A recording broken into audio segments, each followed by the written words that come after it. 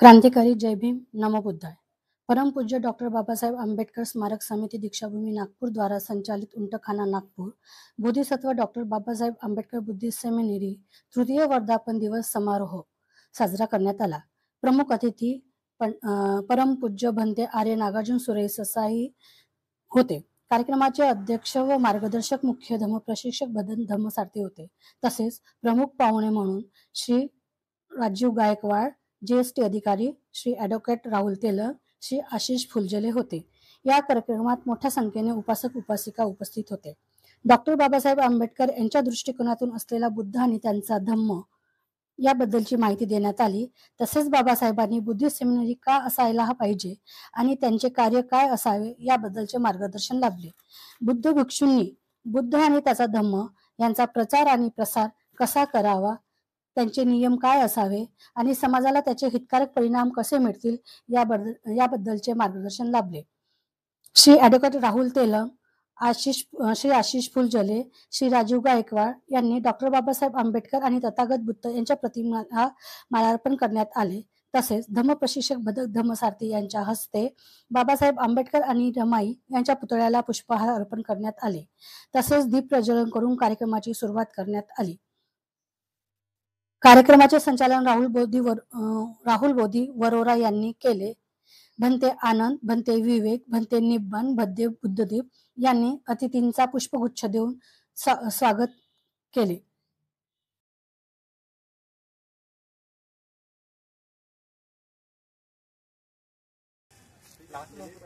महाकारुणिक तथागत भगवान गौतम बुद्ध सम्यक समुद्ध ज्यांनी संपूर्ण विश्वाला मानव जातीच्या कल्याणाचा संपूर्ण मानवामध्ये एक चैतन्य निर्माण करून त्यांना दुःखातून मुक्त करण्याचा जो महामंत्र धम्मरूपाने दिला, अशा तथागत सम्यक संबुद्धास माल्यार्पण होत आहेत।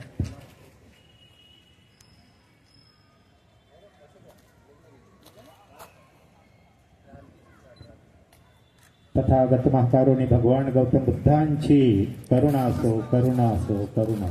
तथागत महाकारुणी भगवान गौतम बुद्धांची करुणा असो, करुणा असो।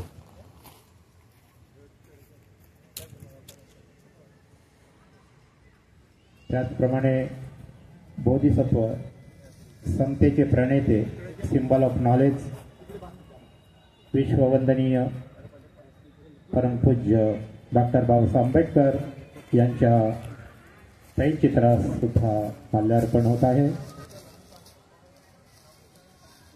परमपूज्यने बोधिसत्व डॉक्टर बाबासाहेब आंबेडकरांचा विजय असो, विजय। परमपूज्यने बोधिसत्व डॉक्टर बाबासाहेब आंबेडकरांचा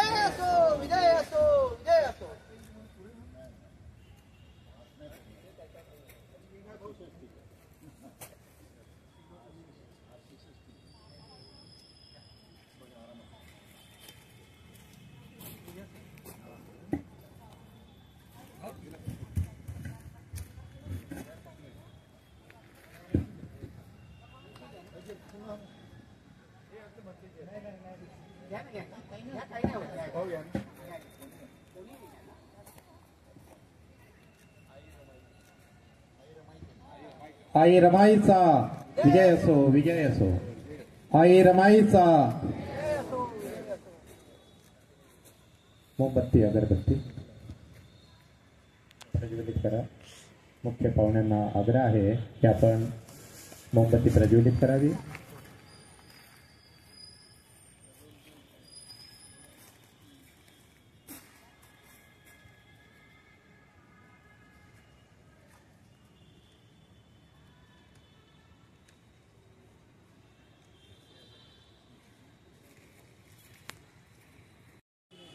वर्धापन दिनाच्या निमित्ताने जी पाहुणे मंडळी या ठिकाणी आपणास लाभलेले आहेत, तर यांच्या स्वागतासाठी मी सूचना करते आहे की आजच्या या कार्यक्रमाचे अध्यक्ष पूज्य भदंत धम्मसारथी, मुख्य प्रशिक्षक Bodhisattva doctor Babasaheb Ambedkar Buddhist seminary Untkhana Nagpur यांच्या स्वागतासाठी मी भंते आनंदला विनंती करतो की त्यांनी भंतेजींचं मुख्य प्रशिक्षक धम्मसारथी यांचं स्वागत करावं. मान्यवर ॲडव्होकेट राहुलजी तेलंग साहेब यांच्या स्वागतासाठी मी भंते विवेक यांना विनंती करतो की त्यांनी ॲडव्होकेट राहुलजी तेलंग यांचं पुष्पगुच्छ देऊन स्वागत करावं. दुसरे जे मुख्य अतिथी आहेत राजू गायकवाड सर GST अधिकारी यांच्या स्वागताकरिता मी भंते निब्बान यांना विनंती करतो की त्यांनी राजू गायकवाड सरांचं स्वागत करावं.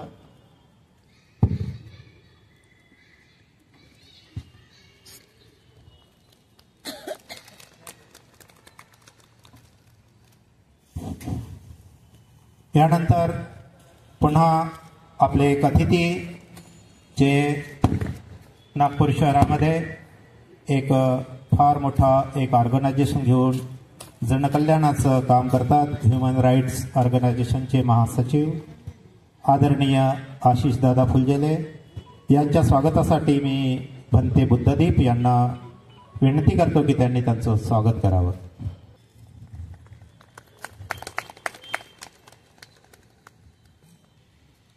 हा निसर्ग जसा हा बुद्धिस्ट कल्चरने बुद्धिस्ट सिद्धांत एक आहे, तर हा निसर्ग जो आहे हा निसर्गावर आधारितच बुद्धाचा धम्म आहे. आणि ज्या तथागतांनी ह्या सृष्टीच्या संरक्षणाची जबाबदारी माणसावर सोपवलेली आहे. प्रत्येक ठिकाणी म्हणून आपण सर्व बुद्धिस्ट लोक या निसर्गाचा एक आदर सन्मान करतो, त्या सृष्टीचा आदर करतो आहेत. आणि त्यामुळंच आपल्याला इतकं मोठं आभाळ या ठिकाणी पाण्याचे थेंब लागला न पाऊस लागला असताना सुद्धा आज पाऊस सुद्धा थांबलेला आहे आणि आपण ह्या कार्यक्रमाला सुरुवात करत आहोत. आपणास या निमित्ताने मी सांगू इच्छितो की 10 मे 1922 या बुद्धिस्ट सेमिनरीची स्थापना भदंत आर्य नागार्जुन सुरेश साई जे परमपूज्य डॉक्टर बाबासाहेब आंबेडकर स्मारक समिती दीक्षाभूमी जे ऑर्गनायझेशन आहे यांच्या वतीने ही बाबासाहेब आंबेडकर बुद्धिस्ट सेमिनरीची स्थापना करण्यात आलेली होती. हा उद्देश का असावा, एवढ्या दिवसानंतर ही कल्पना त्यांच्या मनामध्ये जी आली, कारण बाबासाहेबांनी ह्या देशाला संविधान अर्पण केल्यानंतर, संविधानाची निर्मिती झाल्यानंतर बाबासाहेब एकदा निश्चिंत झाले आणि बाबासाहेब टोटली धम्म मार्गाकडे वळले. याचा अर्थ सामाजिक कार्य बाबासाहेबांनी किंवा राजकीय हे थांबवलं अशातला भाग नाही, परंतु बाबासाहेबांनी बोलून दाखवलं की मी माझा उर्वरित टाइम हा धम्मासाठी देणार. मग हा प्रश्न बाबासाहेबांनी जो केला त्या प्रश्नाचं उकलन आजपर्यंत ह्या देशामध्ये बुद्धिजीवी वर्गाने केलं असेल आपल्याला, परंतु खऱ्या अर्थानं त्यांना कार्यान्वित करता आलं नाही. कारण बाबासाहेब आंबेडकरांनी जसे ह्या देशामध्ये नालंदा, तक्षशिला, उदतपुरी असे 4ही भागामध्ये असे अनेक विद्यापीठं होते आणि त्या विद्यापीठामधून धम्म शिकवल्या जायचं आणि त्या धम्माचं काम भिक्खू करायचे, टीचिंग करायचे आणि त्यामुळं हा धम्म भारताच्या मातीमध्ये रुजला, फलला, फुलला, मोठा झाला आणि अनेक आक्रमणातून तो तसाच लोप पण पावत गेला. आणि जवळपास इसवी सनाच्या 900 वर्षापर्यंत हा धम्म ह्या मातीमध्ये, भारताच्या भूमीमध्ये, ज्यांना जम्मूद्वीप म्हणायचं, अफगाणिस्तान, कंधार, काबूलपासून तर श्रीलंकेपर्यंत, बंगालपर्यंत हा देश एकसंघ होता. त्यावेळेस या देशामध्ये बुद्धाचं राज्य होतं, सम्राट अशोकांचं राज्य होतं, अनेक मौर्य घरांचं, नागवंशाचं राज्य होतं. आणि हे लोप पावण्यासाठी अनेक घडामोडी झाल्या. त्याकडे आपण मान्यवर वक्ते त्या ठिकाणी कदाचित त्या विषयावर प्रकाश टाकेल. परंतु हा धम्म या ठिकाणी बाबासाहेबांना जो प्रश्न पडला होता, तर बाबासाहेबांनी ती संकल्पना, बुद्धाच्या वेळेची संकल्पना, जे चारिका करत 45 वर्ष तथागतांनी या भूमीमध्ये काम केलं आणि धम्म रुजवला. त्यानंतर बाबासाहेबांना ही असा प्रश्न पडला की मी तर या देशाला एक संविधान दिलं, हे अधिकार दिला आणि सर्व मताचा अधिकार देऊन मी निश्चिंत झालो, परंतु ज्यांच्या हातात संविधान दिलं ते प्रामाणिकपणे राबवल की नाही हे बाबासाहेबांना सशंकित होते, प्रश्न होता. मी हे संविधान कोणाच्या हातात दिलं? म्हणून बाबासाहेबांनी ही कल्पना त्यावेळेस निर्माण केली होती की मी ह्या घटकाला एक सशक्त बनवून एक बुद्धाच्या धम्माच्या संघाने एक प्रशिक्षित बनवून ह्या भारताच्या कोपऱ्या कोपऱ्यातून काही असे टीम तयार करेल आणि तो धम्म ते लोक ह्या बुद्धाच्या चारिकेप्रमाणे त्याचा प्रसार करेल आणि ते जनमानसामध्ये रुजवेल. आणि म्हणून बाबासाहेबांनी भारताच्या 4 कोपऱ्यामध्ये, आपल्या सगळ्यांना माहीत आहे, जमीन घेऊन ठेवल्या होत्या, मोठमोठ्या जमीन घेऊन ठेवल्या होत्या. कलकत्तामध्ये अजूनही ते जमीन महाबोधी सोसायटीकडे आहेत, साऊथमध्ये पण होता, दिल्ली नॉर्थ साईडला होता आणि आपल्या महाराष्ट्रामध्ये पुणेजवळ जे तळेगाव दाभाडे म्हणून आहेत त्या ठिकाणी 14 एकर बाबासाहेबांनी जमीन घेतलेली होती. परंतु बाबासाहेबांच्या महापरिनिर्वाणानंतर ह्या सगळ्या जमिनीकडे दुर्लक्षित झालं. अनेक वर्ष रसातळास गेले. एक प्रामुख्याने तळेगाव दाभाडेचा एक उल्लेख मी या ठिकाणी करू इच्छितो, कारण या ठिकाणी जे तळेगाव दाभाडे सुद्धा जे 14 एकरची जमीन होती, आम्ही प्रत्यक्षात त्या ठिकाणी जाऊन आलो, पाहून आलो. फक्त बाबासाहेबांचा एक बंगला जो आहे तो बंगला त्या ठिकाणी शिल्लक आहे आणि पूर्ण जमिनीवर अतिक्रमण केलेलं आहे. आणि तो बंगला सुद्धा एका वेगळ्या व्यक्तीच्या ताब्यात होता आणि त्याच्यावर सुद्धा अतिक्रमण होतं. परंतु आपला विदर्भातला एक व्यक्ती, जे कोरड्या तालुक्यातील महाडोळी नावाचं एक छोटंसं गाव आहे, त्या गावचे व्यक्ती नागपूरला त्यांनी सुपरवायझर म्हणून काम केलं, इथे वर्किंग केलं आणि आपल्या उपजीविकेसाठी इथे आले होते. त्यांची पत्नी शिक्षिका होती, त्यावेळेसच्या डेड होत्या. आणि ते परीक्षा दिल्यानंतर त्यांना तळेगाव दाभाडे हे गाव मिळालं आणि त्यांनी नागपूर स्थलांतरित केलं आणि त्या तळेगाव दाभाडेला ते राहायला गेले आणि त्या ठिकाणी त्यांची पत्नी ते रुजू झाले. ते रुजू झाल्यानंतर अनेक लोकांनी त्यांना सांगितलं, कारण पत्नी ड्युटीवर होती, ते काम करत नव्हते, ते सामाजिक कार्यामध्ये, तर आढावा घेत असताना अनेक लोकांनी त्यांना सांगितलं की या ठिकाणी बाबासाहेबांचा बंगला आहे, बाबासाहेब इथे राहायचे, बाबासाहेब राहायचे, बाबासाहेबांना बुद्ध आणि धम्माचं काम त्या ठिकाणी थांबून केलेलं आहे. तर असं जेव्हा त्यांना वाटायचं तर असं कसं शक्य आहे बा, एवढं मोठं गाव, पुणे गाव, एवढे मुंबई प्रांत तो सर्व, आणि या ठिकाणी बाबासाहेबांचा बंगला आहे.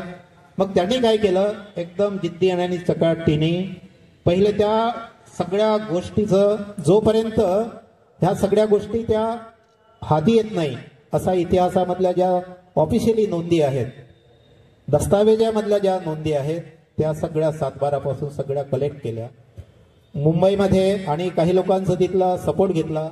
पत्रकारितेमध्ये किंवा प्रसिद्धीमध्ये ते गेले नाही जोपर्यंत त्यांच्या हातामध्ये काही मिळालं नाही. आणि त्यांनी तो बंगला त्यांच्या तावडीतून तो सुटला आणि आज आपल्यासाठी तो खुला आहे. आपण तिथे जाऊन पाहू शकतो की बाबासाहेब ज्या ठिकाणी बसायचे त्यांचं कपाट आहे, त्यांचं टेबल आहे आणि ज्या ठिकाणी बाबासाहेब बसायचे ते खुर्ची आहे. असं हे सगळी व्यवस्था तर एक माणूस हे करू शकतो. मला सांगायचं तात्पर्य की ह्या देशातून जो धम्म लोप पावला तर त्याचे काय कारण असावं हे छोट्याशा प्रास्ताविकामधून मी सांगतो. आणि म्हणून बाबासाहेबांनी ते बाबासाहेबांचा बंगला आज आपल्यासाठी खुला आहे. एक आदर्श, एक उदाहरण या ठिकाणी आहे. एक आपला विदर्भातला माणूस, एक ग्रामीण भागातला माणूस एवढ्या जिद्दीनं आणि प्रसिद्धी न घेता हे सगळं काम करतो आहे आणि तो बाबासाहेबांचा बंगला जो आहे तो मुक्त करतो आहे आणि आज ते स्मारक म्हणून घोषित करतो आहे. तर हे होऊ शकते, हे बाब होऊ शकते जर आपल्या मनावर, आपल्या चित्तावर जर एक आदर्श पैलू पडलेत, एक चांगले माणसं तयार झालेत, निस्वार्थी माणसं तयार झालेत, तर बाबासाहेबांच्या स्वप्नातला भारत निर्माण होण्यासाठी काही वेळ लागणार नाही. कारण जग त्या दृष्टिकोनातून आज पाहायला लागलेलं आहे, बाबासाहेबांकडे पाहायला लागलेलं आहे. आणि म्हणून ही जी सेमिनरीची वाटचाल मागच्या 3 वर्षापासून जरी झाली असेल, 3 वर्ष, परंतु हा कालावधी हे उत्तुंग भरारी घेतल्याशिवाय राहणार नाही. कारण अनेक स्टेटमध्ये बाबासाहेबांना अपेक्षित असलेला बौद्ध धम्माची गरज आहे. बुद्ध धम्म अनेक लोक प्रचार करतात. आम्हाला कधी कधी असा प्रश्न पडतो की बाबासाहेबांच्या धम्मक्रांतीनंतर त्याच्यापूर्वी पूर्ण जगात जर बौद्ध धम्म हा होता, तर बाबासाहेबांच्या धम्मक्रांतीनंतर या ठिकाणी येऊन अनेक लोक प्रचार का करत नव्हते? परंतु तो पाहिजे त्या प्रमाणात नव्हता. परंतु आज अनेक लोक वेगवेगळ्या माध्यमातून बुद्धाचा प्रचार करताना दिसते आहे. आणि बुद्धाचा प्रचार करत असताना, बुद्धांच्या धम्माचा प्रचार करत असताना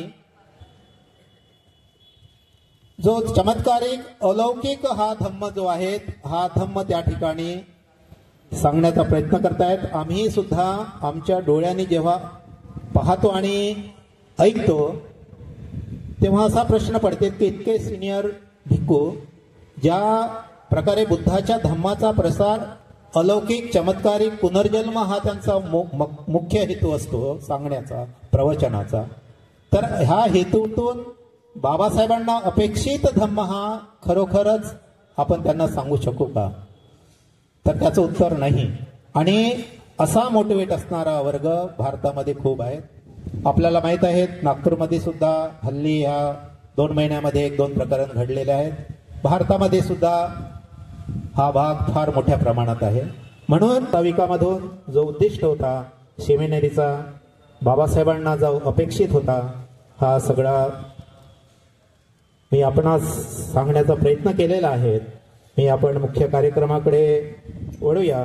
आजच्या ह्या कार्यक्रमाचे मुख्य अतिथी जो गायकवाड सर, जे GST अधिकारी आहेत नागपूरमध्ये आणि धम्माची ओळ आहेत, मी त्यांना आग्रह करेल की आपलं ह्या निमित्ताने मनोगत आपण या ठिकाणी व्यक्त करावं, मार्गदर्शन. मानवजातीच्या कल्याणासाठी, उत्थानासाठी क्रांती करणाऱ्या आद्य वैज्ञानिक तथागत सिद्धार्थ गौतम बुद्ध, परमपूज्य डॉक्टर बाबासाहेब आंबेडकर आणि संपूर्ण मानवजातीच्या कल्याणासाठी कार्य करणाऱ्या महापुरुषांना, विदुषींना, संतांना माझं त्रिवार अभिवादन. आजच्या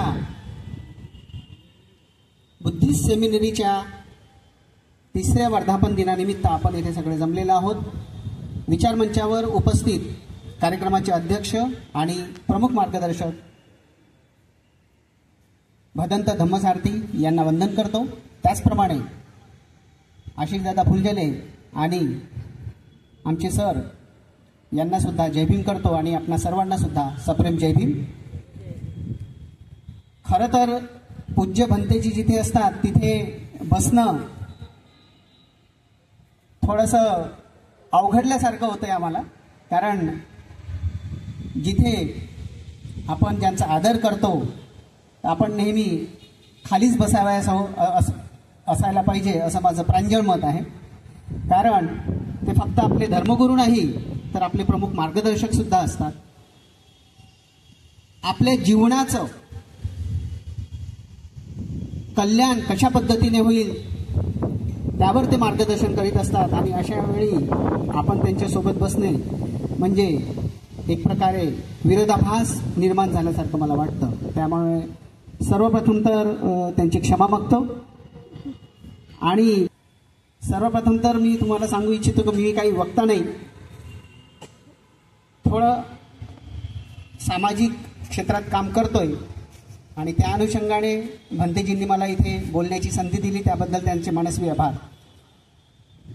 आपण जेव्हा बुद्ध धम्म आणि बुद्ध धम्माचा प्रचार प्रसार याबाबत जेव्हा बोलतो तेव्हा आपण इतिहास सर्वांनाच माहिती आहे की अशोकाच्या काळामध्ये बुद्ध धम्म संपूर्ण आशिया खंडात ईस्ट आशियामध्ये आणि गांधारपर्यंत पसरलेला होता. नंतर एकदम लोप पावला एक 600, 700, 800 वर्षानंतर.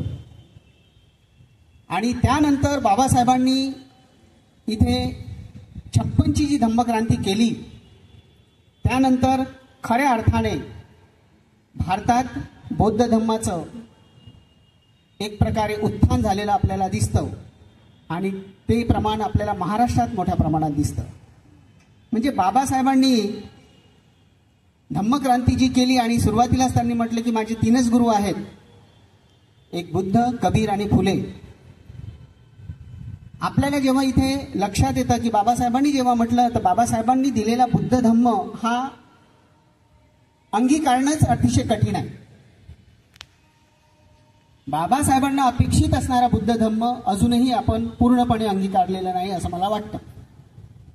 तो जर आपण अंगीकारला असता तर खरंच आपलं जीवन हे आनंदमय झालं असतं, सुखी झालं असतं, आणि त्या पद्धतीने आपण त्याची प्रगती केली असती आपली स्वतःची.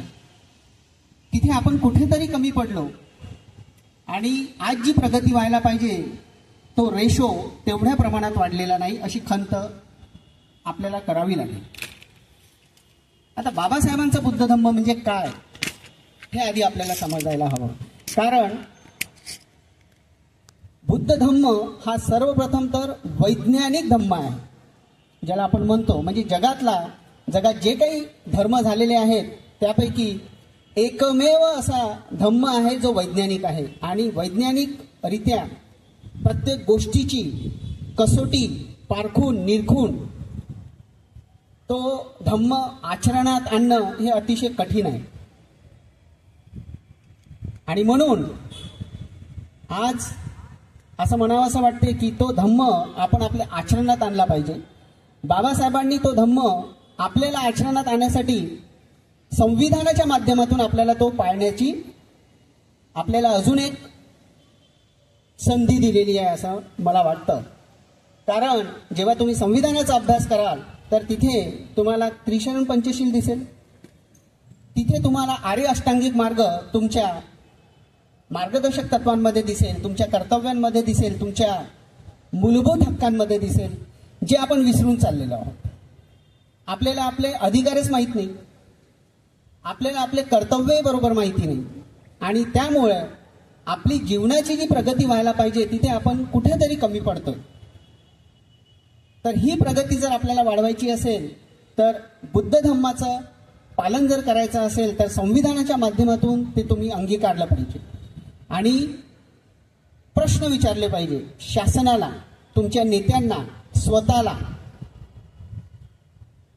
हे जोपर्यंत आपण करणार नाही, अज्ञान है ना, भगवान बुद्धांनी म्हटलेलं आहे अत्तदीप भव स्वयंप्रकाशित व्हा.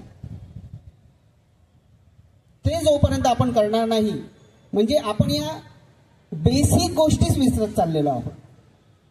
आणि सगळं बाहेरच्या जगाला आपण दोष देत आहोत.